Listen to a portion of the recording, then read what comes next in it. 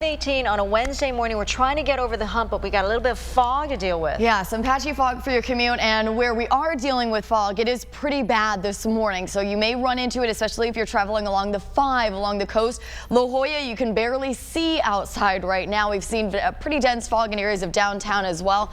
I've enhanced this satellite imagery so you can see a little bit better where the fog and clouds are impacting. So just south of Oceanside, all the way down to Point Loma, Coronado, even areas of Imperial Beach dealing with fog this morning. In fact, visibility has dropped just within the last 5 minutes in the downtown area to less than half a mile at this time. Imperial Beach also about half a mile of visibility.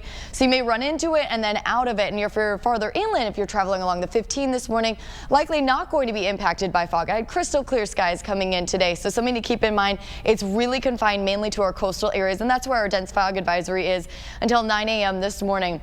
Grab the jacket as you head out. I had to put the boots on today because look at these temperatures. Poway, Oceanside, El Cajon, Ramona, all starting off in the 30s this morning. So a chilly start, but mild this afternoon. Temperatures will be cooling each day as we head into the end of the week as this storm system kind of pushes that warmer air that we've been seeing a little bit farther off to the east. As we head into the weekend, we are going to be seeing a mix of sun and clouds after a disturbance brings a slight chance for showers on Friday. Most of that rain is going to be staying to the north of us. Most of us are just going to see more clouds on Friday.